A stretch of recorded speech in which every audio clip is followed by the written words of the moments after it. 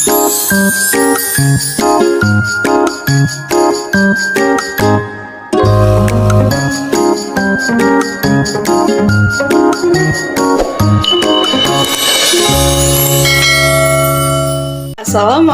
warahmatullahi wabarakatuh. Halo anak-anak semua, bagaimana kabar kalian pada pagi hari ini? Wah, semoga selalu sehat semua ya. Nah, pada kesempatan kali ini, kita akan menyimak video tentang pembelajaran muatan IPS dengan judul Keberagaman Sumber Daya Alam. Pada kesempatan kali ini, kita akan belajar tentang keberagaman sumber daya alam. Adapun poin-poin yang akan kita bahas adalah yang pertama, pengertian sumber daya alam. Yang kedua, jenis-jenis sumber daya alam. Yang ketiga, manfaat sumber daya alam. Dan yang keempat, pelestarian sumber daya alam. Nah, anak-anak, yang pertama, kita akan membahas tentang pengertian sumber daya alam. Apa sih itu sumber daya alam? Nah, sumber daya alam adalah semua yang ada di bumi secara alami yang digunakan untuk memenuhi kebutuhan manusia. Misalnya hewan, laut, tumbuhan, minyak bumi, air, dan lain sebagainya. Nah, anak-anak, selanjutnya kita akan membahas poin yang kedua, jenis-jenis sumber daya alam.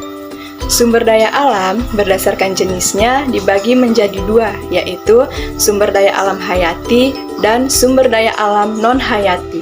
Apa sih itu sumber daya alam hayati dan sumber daya alam non-hayati? Nah, yang pertama kita akan bahas tentang sumber daya alam hayati. Sumber daya alam hayati adalah sumber daya alam yang berasal dari makhluk hidup, baik dari hewan maupun dari tumbuhan. Tumbuhan merupakan bagian dari sumber daya alam hayati yang dapat dimanfaatkan manusia untuk memenuhi kebutuhan hidup sehari-hari. Tumbuhan dapat dimanfaatkan mulai dari bagian akar hingga buahnya. Manfaat sumber daya alam dari tumbuhan yang pertama, sebagai bahan pangan. Tumbuhan dapat dimanfaatkan sebagai bahan pangan. Berbagai makanan berasal dari tumbuhan seperti padi dan sayur-sayuran. Yang kedua, sebagai bahan sandang. Tumbuhan dapat dimanfaatkan sebagai bahan pembuatan pakaian seperti pohon radu dapat diambil buahnya yang dapat diolah menjadi kain. Yang ketiga, peralatan rumah tangga. Peralatan rumah tangga yang sering kita jumpai di rumah sebagian besar berasal dari tumbuhan. Kebanyakan berasal dari kayu. Contohnya pintu, meja, kursi, dan lemari. Selanjutnya, sumber daya alam dari hewan. Semua bagian hewan dapat dimanfaatkan manusia untuk memenuhi kebutuhan manusia, mulai dari sandang dan pangan.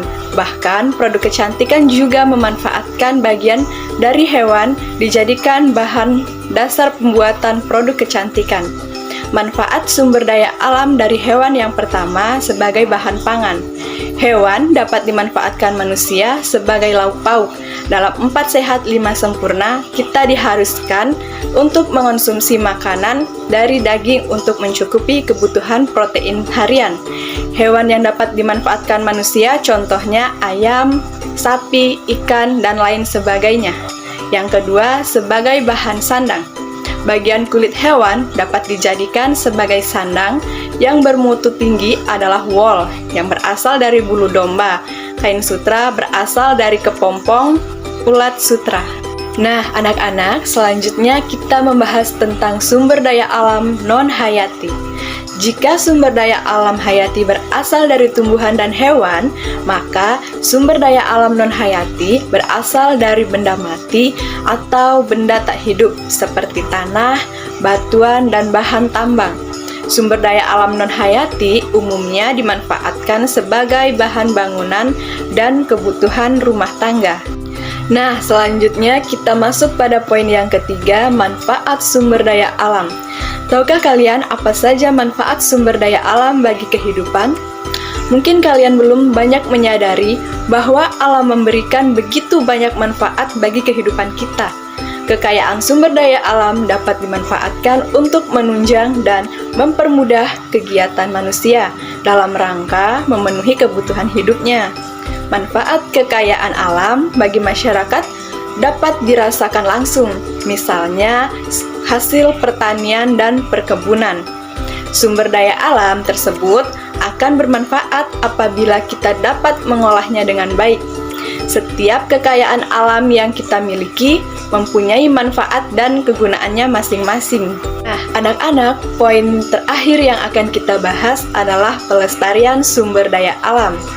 Ketersediaan sumber daya alam memang untuk memenuhi kebutuhan hidup manusia, tetapi sebagai manusia, kita juga harus melestarikan sumber daya alam agar dapat dirasakan manfaatnya untuk cucu kita kelak.